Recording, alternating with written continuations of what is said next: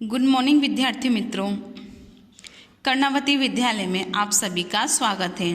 कक्षा 11 विषय सांख्यिकी, जिसमें पाठ 3 केंद्रीय स्थिति के माप, जिसमें स्वाध्याय 3.1 में आज हम सवाल नंबर 4 देखेंगे।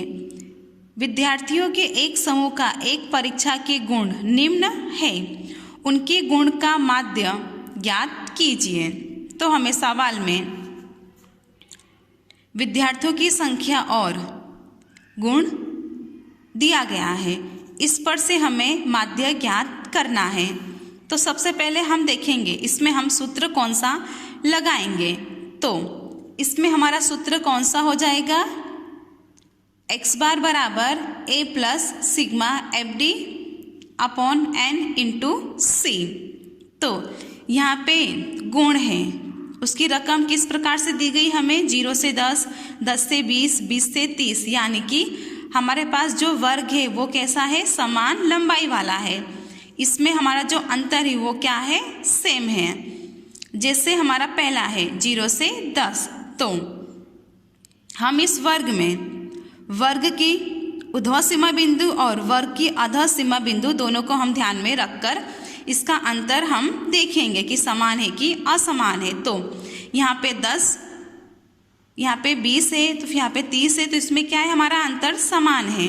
तो इसलिए इसमें हम कौन सा सूत्र को उपयोग में लेंगे, इसमें हम सूत्र x बार बराबर a plus sigma F D upon n into C का उपयोग करेंगे। तो सबसे पहले हमें मध्यमूल ज्ञात करना है।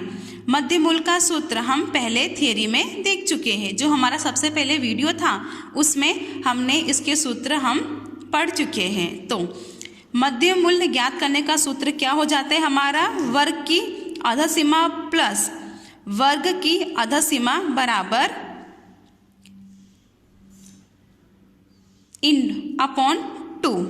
तो मध्यमूल ज्ञात करने का सूत्र कौन सा होता है, वर्ग की ऊर्ध्व सीमा प्लस वर्ग की अधः सीमा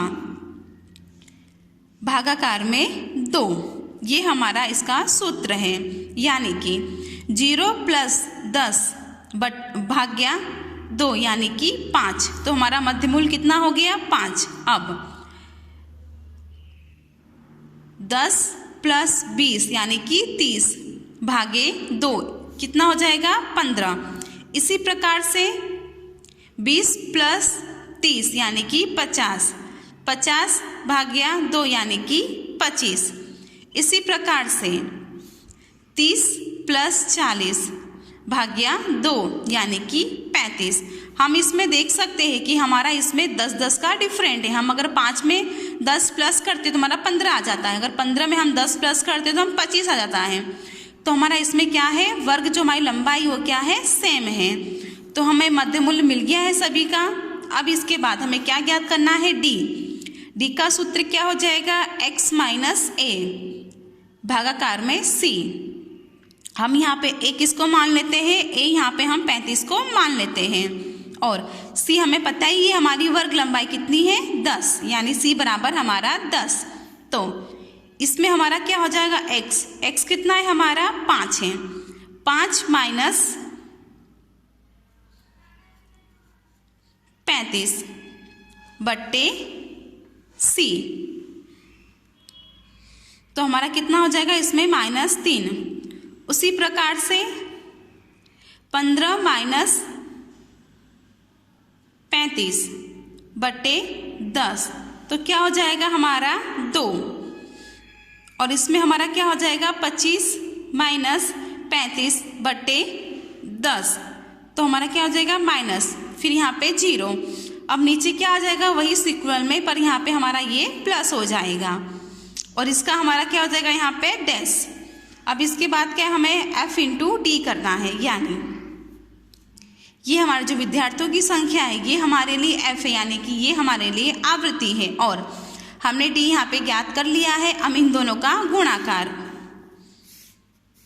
तो 3 गुणे 3 -9, यहाँ पे माइनस क्यों है कि यहाँ पे ये +3 है और यहाँ पे ये -3 है, प्लस माइनस माइनस होता है, तो यहाँ पे -9। अब 5 गुणे 2 यानी कि -10। अब यहाँ पे है 12 इंटू 1 यानी कि -12। यहाँ पे 16 इंटू 0 यानी कि 0।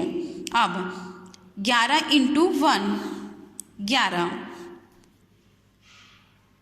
5 इंटू 2 10, 4 इंटू 3 12।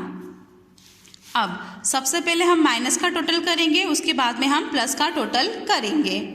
तो माइनस का टोटल कितना होता है 31, यहाँ पे हम माइनस में लिखेंगे। और प्लस का टोटल कितना होता है 33, तो यहाँ पे हम 33 लिखेंगे। तो क्या हो जाएगा हमारा सिग्मा FD 2 हो जाएगा। यहाँ पे हम माइनस की संख्या क्यों नहीं लगाते, क्योंकि हमारा प्लस में बड़ा है इसीलिए। अब माध्य का हमारा सूत्र क्या हो जाएगा इसमें, A प्लस सिग्मा FD बटे N इंटू C। तो हमारा A कितना है 35 प्लस सिग्मा FD कितना आया 2, N हमारा कितना है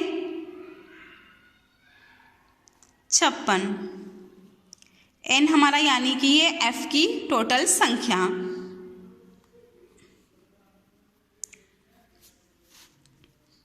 गुणे C हमारा कितना है 10 है।